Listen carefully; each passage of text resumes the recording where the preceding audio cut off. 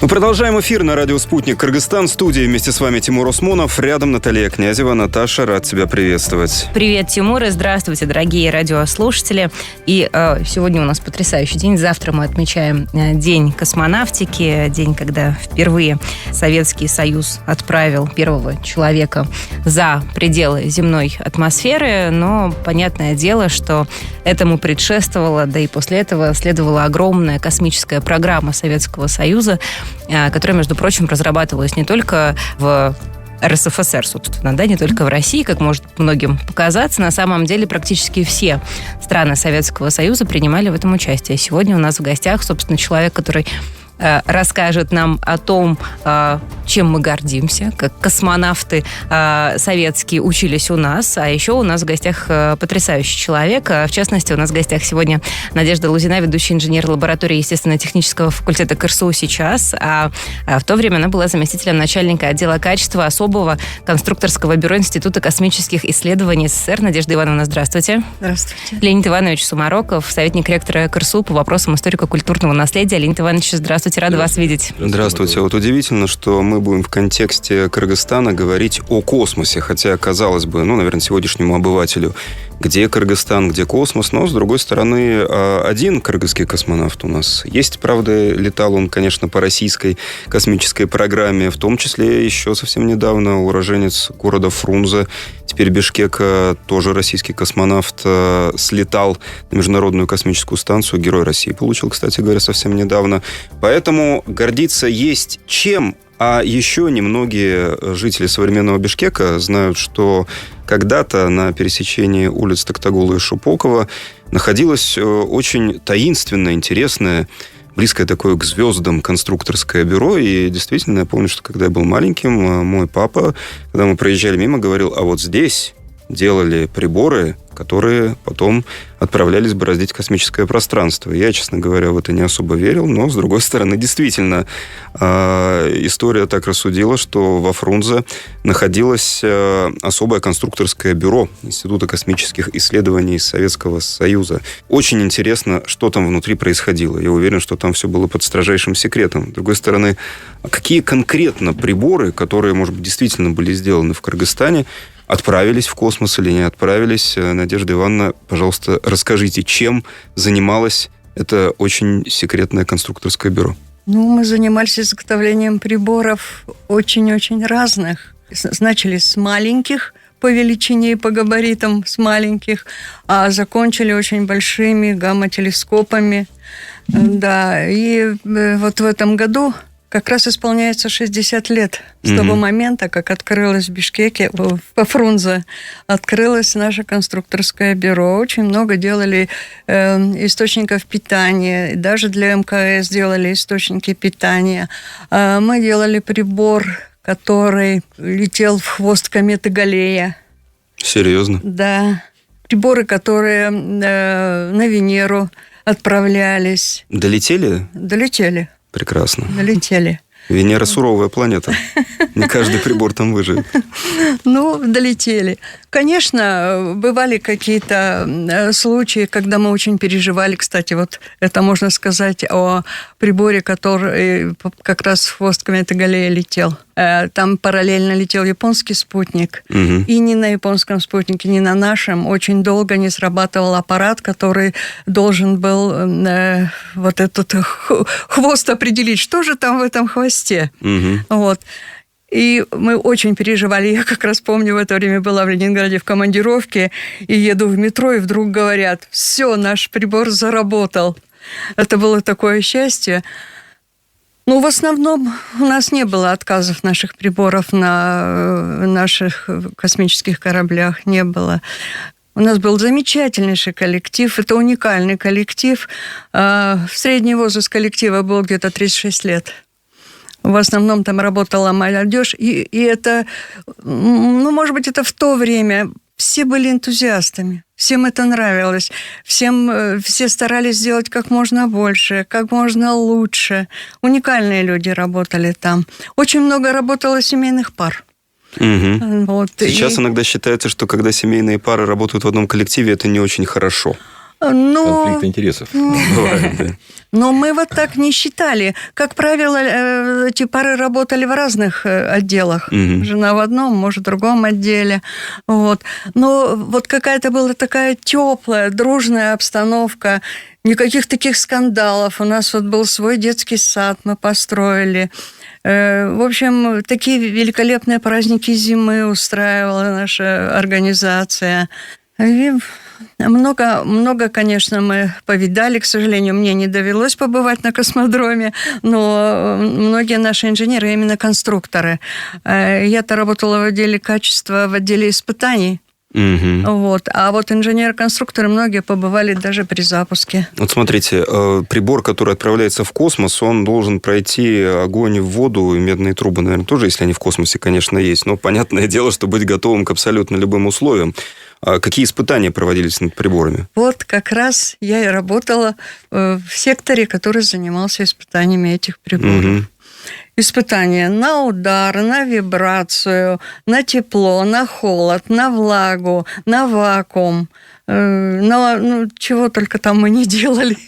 То есть, получается, кто-то делал прибор, а вы его всячески пытались разрушить. Сломать, да. Нам так и говорили. Конструктора приходят, говорят, мы старались, вы тут взялись, сломали.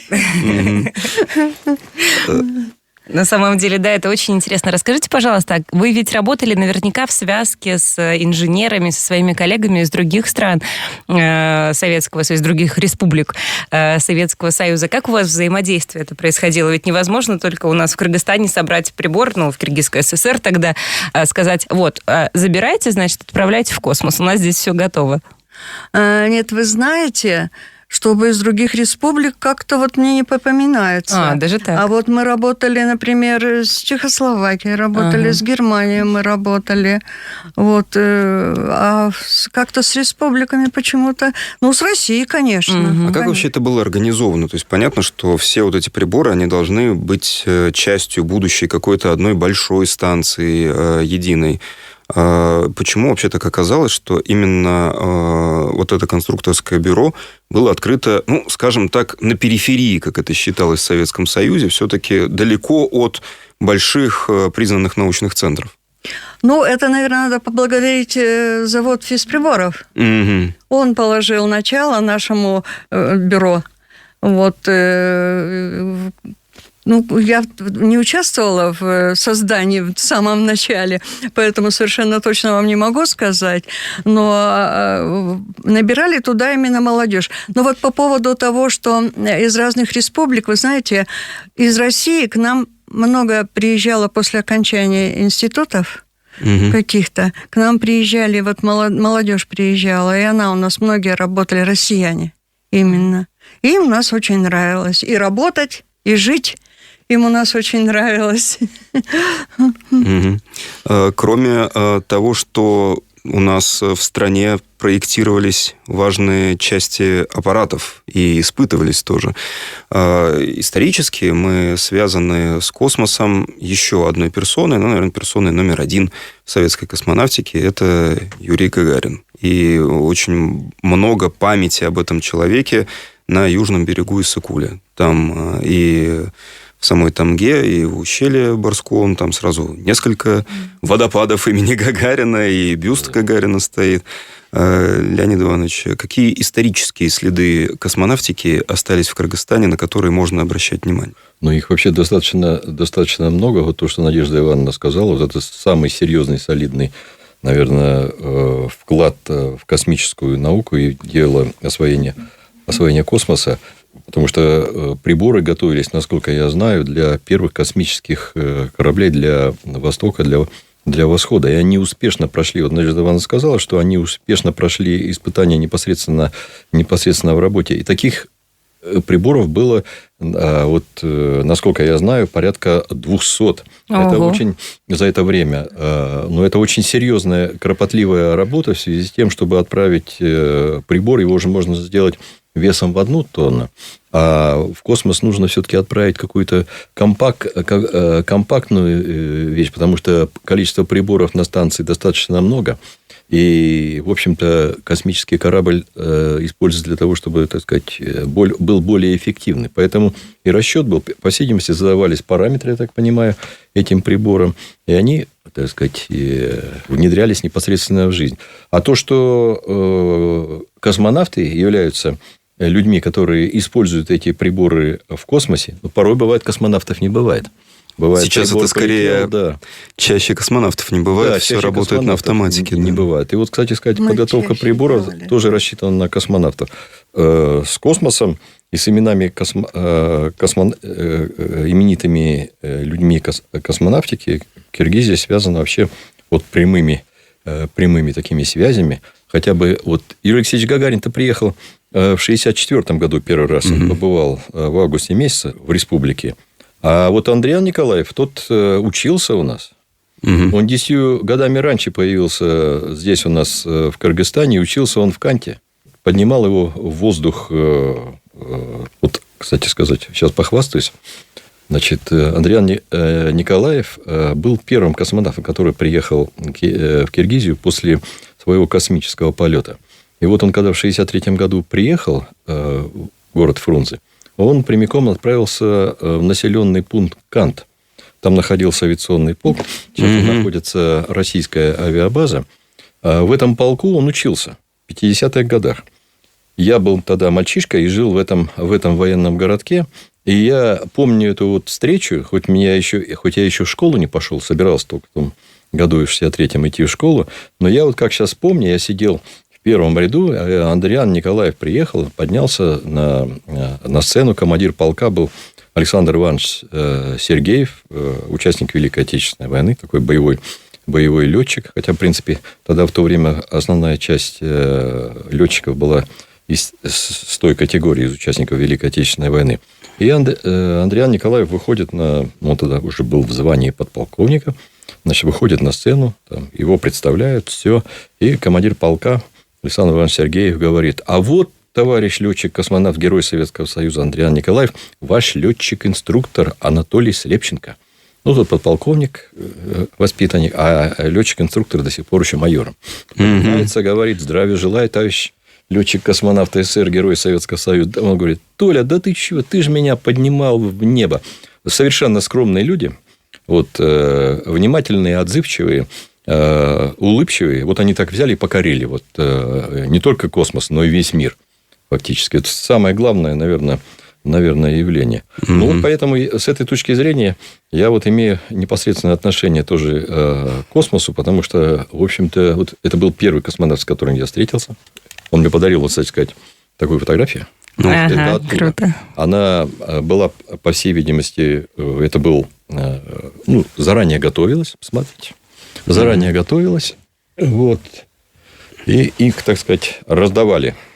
Подписывать ему некогда было. Я помню, когда мы пришли из клуба, который сейчас на сегодняшний день в Канте действует, на авиабазе, мы пришли из клуба домой. У нас ушло там сколько? 10 минут по перемещению. На перемещение и включили телевизор, а Андриан Николаев уже выступает на телевидении, на нашем фрунзенском телевидении, и рассказывает: я только что был в своем родном полку, где учился летать. Кыргызстанцы, я люблю вас и так далее. Это было здорово и интересно. Приезд Юрия Алексеевича Гагарина тоже был интересным. Он был впервые увидел Кыргызстан, ему все очень понравилось. Может быть, тогда, в ту пору, как раз-таки и появилась идея в отношении того, что Кыргызстан – это хорошее место для восстановления сил и здоровья после космических перелетов. И ведь Кыргызстан как раз-таки в деле оздоровления космонавтов принял довольно-таки активное участие. Это было здорово, это было интересно. Кстати сказать, в 1963 году, 30 декабря 1963 года, произошла премьера фильма, который назывался «Улица космонавтов». Помните этот фильм? Да. Совершенно замечательная детская комедия, которую вы смотрели? Нет, к сожалению, не довелось. А мы предлагаем вам, друзья, посмотреть День космонавтики. посмотреть этот фильм. Киргиз фильм поставил этот фильм. 30 декабря 1963 года этот фильм был показан в Москве, и отсюда начался, так сказать, его марш по всей великой советской стране. Замечательный, интересный фильм, насыщенный, просто сделанный от души. И вот, вы знаете, вообще та эпоха была, я считаю, что это вот начало космической эпохи, а это вот была какая-то эпоха, связанная с состоянием души человека, потому что фактически все хотели стать космонавтами. Мальчишки хотели быть космонавтами. Наверное, девчонки, тоже хотели, чтобы их мальчишки стали космонавтами. Салижан Шарипов, кстати сказать, родился в 1964 году, когда Юрий Алексеевич Гагарин приехал в Кыргызстан. Вот. Знаете, это какой-то такой вот... Родители посмотрели фильм «Улица космонавтов», потом подумали, сын наш, наверное, тоже будет космонавт. Вот Салижан Шарипов взял, еще тут Гагарин приехал. Ну, тут вообще такая... Все звезды сошлись. Все звезды сошлись, и вот он стал...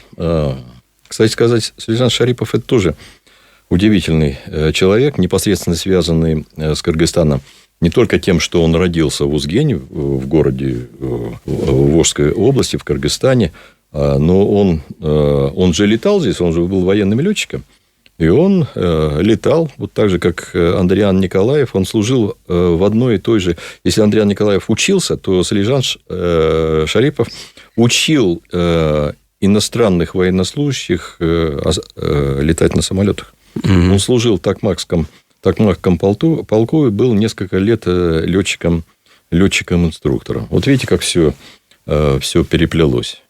Ну, я думаю, да, не каждый регион Советского Союза бывшего мог бы похвастаться тоже такой крепкой связью с космосом. Вот касательно того, что в то время космос казался, как мне кажется, гораздо ближе, с одной стороны. Сейчас для нас многое считается обыденностью. Ну, когда буквально каждую неделю читаешь о том, что открыли где-то какую-то экзопланету, а их уже открыли десятками тысяч, открывают другие планеты у других звезд.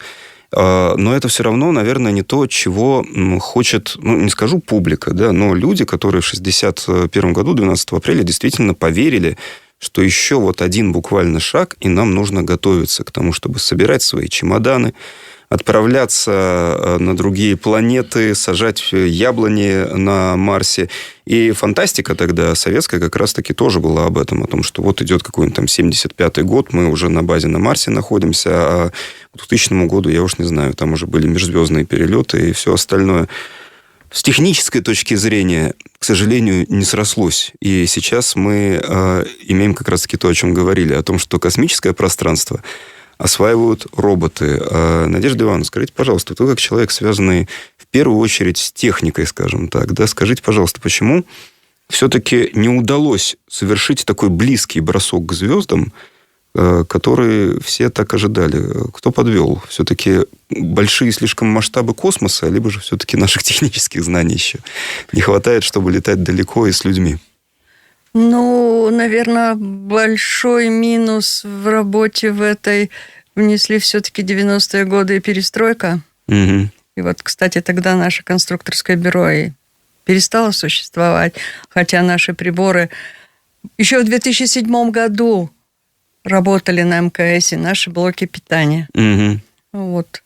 Ну и, наверное, знания же очень быстро сейчас растут. Сейчас, наверное, это будет быстрее все идти.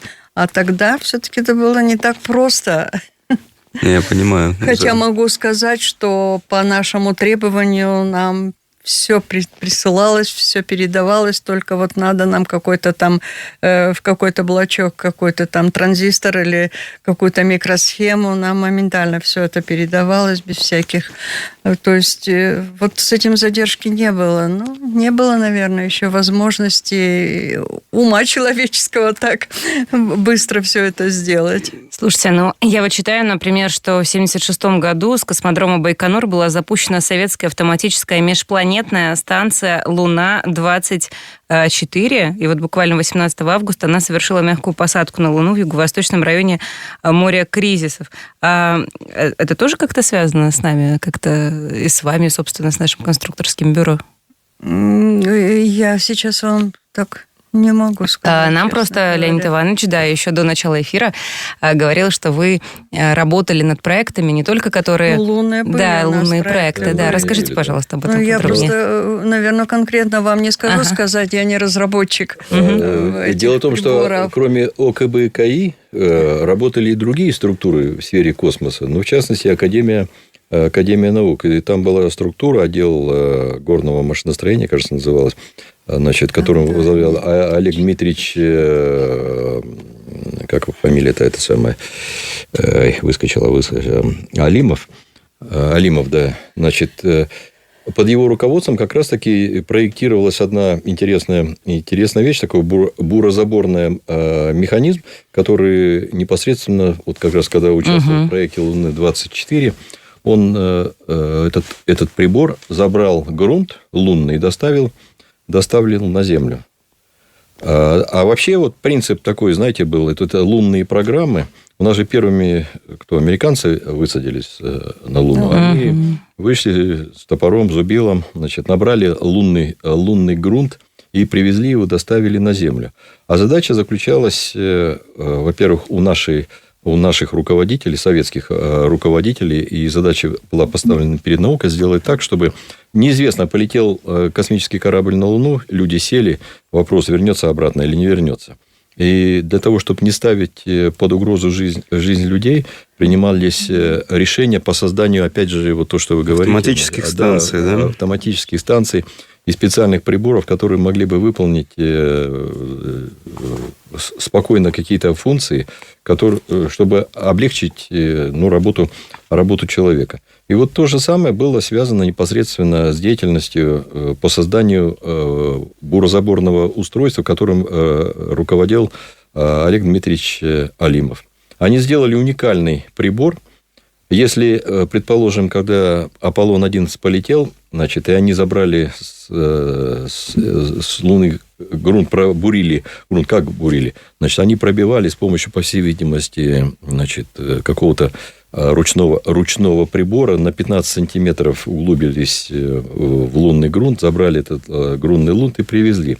А вот детище Олега Дмитриевича Алимова позволило, мало того, что доставить этот прибор на Луну, пробурить там скважину глубиной 2 метра 25 сантиметров и забрать вот такой грунт, такую трубочку, знаете, эту самую, которая длиной метр 60.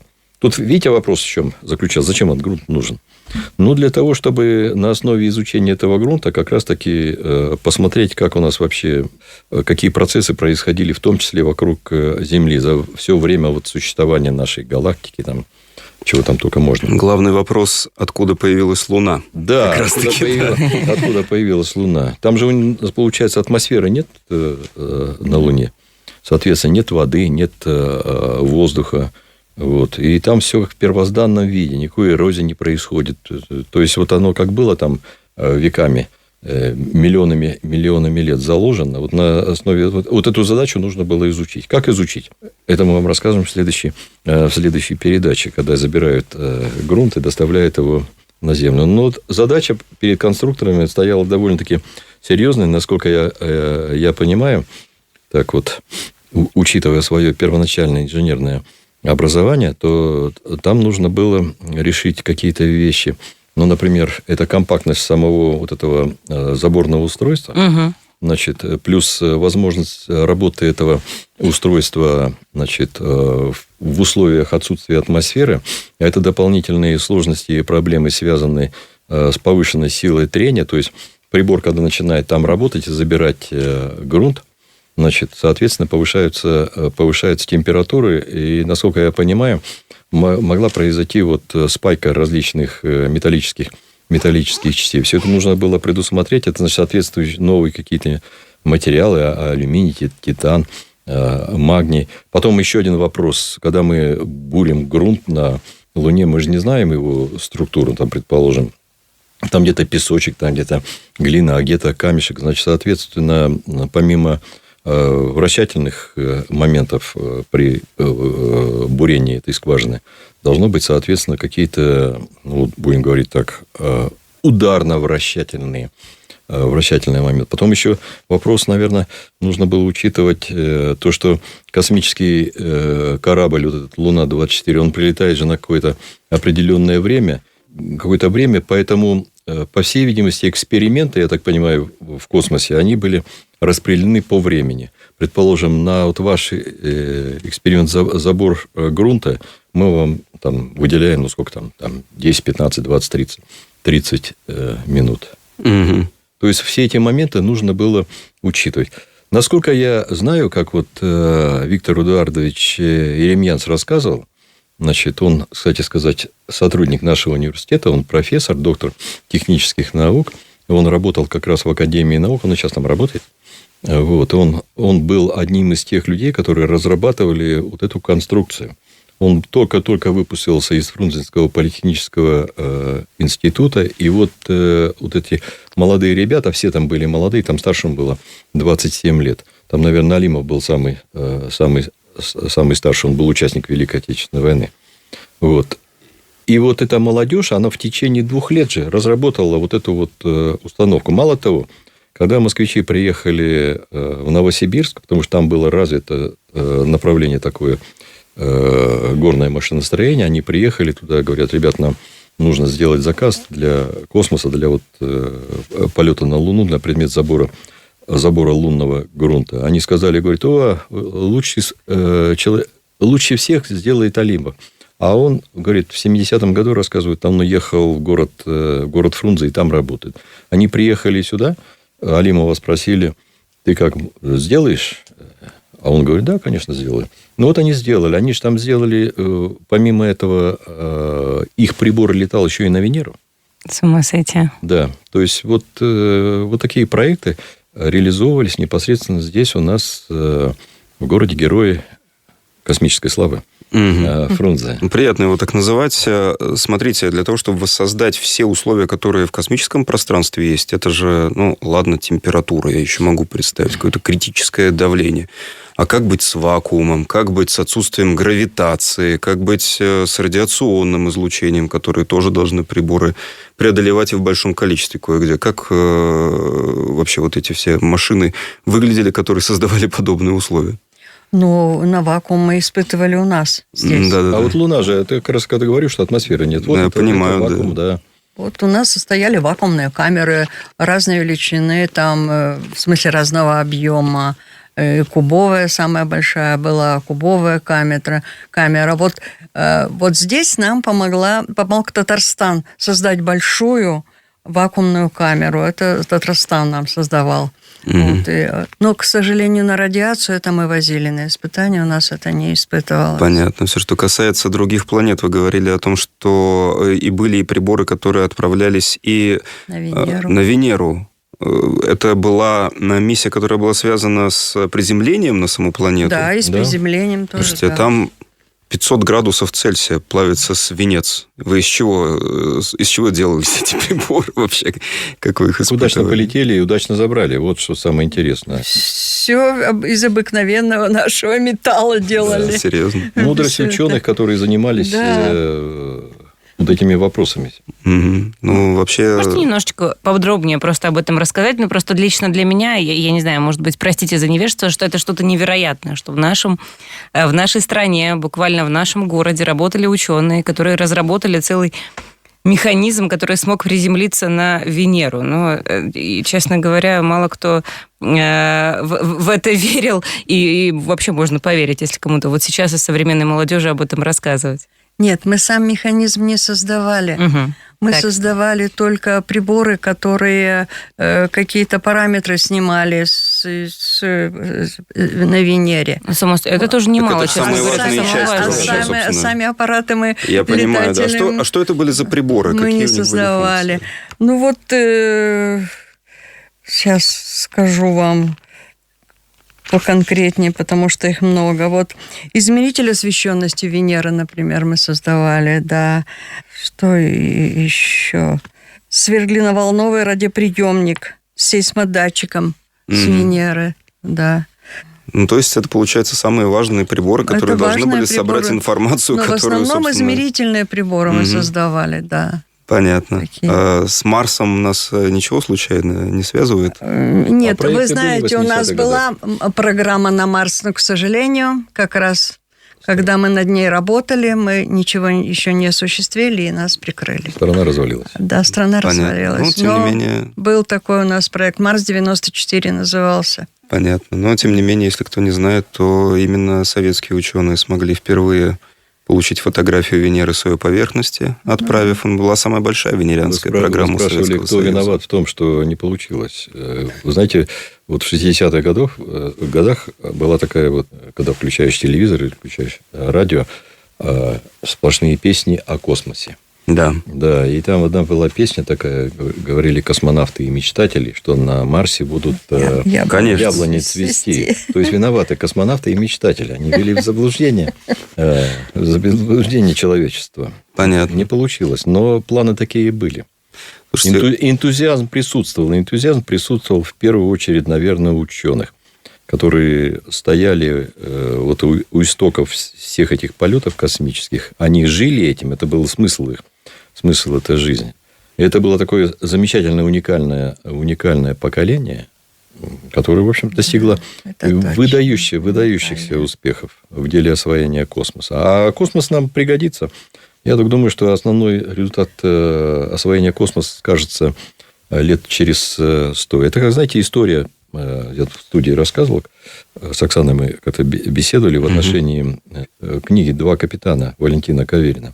А вот товарищ Каверин в своих двух капитанах устами капитана Татаринова, говорит, что нам нужно осваивать север. Вот вы поймете. Вот, например, когда я читал книгу, для меня это было так: освоение севера, понятно. А вот сейчас эти проекты реально реализуются. Прошло сколько? А это же было в 30-х, 40-х годах заложены эти идеи по поводу освоения севера. Об этом говорили. Понятное дело, что Валентин Каверин не сам придумал, но об этом говорили ученые. Вот оно сейчас стало проявляться. Кстати сказать, вот уже скоро будет 100 лет, через лет 10-15 об этом начали говорить. То же самое и с космосом. Задачи, которые стоят в деле освоения космоса, они довольно-таки широки. Это возможность, так сказать, освоения планеты, возможность освоения, будем говорить, поиск каких-то полезных ископаемых, которые могут пригодиться человечеству в какое-то ближайшие там 100-200 лет. А это никуда не уйти, например, на мой взгляд, как вопросы, предположим, той же безопасности космической. Вот эти всякие астероиды, которые летят и так далее. В видимости, когда-то наступит момент, когда нужно будет предупредить, кто там, какой-то тунгусский метеорит может вновь прилететь на нашу Землю и накрыть какой-то горный город на одном из континентов. Да, да, не хотелось бы, конечно. Не хотелось бы. Но это не на нашем континенте, на другом. Надежда Ивановна. Как обычно практика показывает, все эти катастрофы обычно в Америке случаются, если по фильмам смотреть. Да. Там инопланетяне прилетают, и астероиды падают тоже всегда там. Надежда Ивановна, как вы попали в эту команду вообще? Расскажите, пожалуйста, вашу историю. У меня история очень простая. Я заканчивала политех и защищала диплом ВКБ-ИКИ. Защитилась. Остались там же. И осталась там же, по направлению от политеха, осталась там же работать. Кроме того, там работал мой муж. Ага, очень удобно, да. Он после школы пришел туда работать обыкновенным испытателем. Потом его забрали в армию, он в морфлоте служил и снова вернулся. И снова работала испытателем. И вот так я попала туда. У меня был интересный. Космическая романтика, она действительно, то, о чем говорит Леонид Иванович, тоже присутствовала и в вашей жизни? То есть вы понимали, что вот ваша причастность к тому, что вот эта штука теоретически может в космос полететь, она давала вам силы работы? А как же, что вы? Я, наверное, не могу назвать такого человека в ВКБ, который бы не заинтересован был, которому было это неинтересно, и который не радовался тому, что он принимает участие в создании вот этих приборов, что полетят в космос.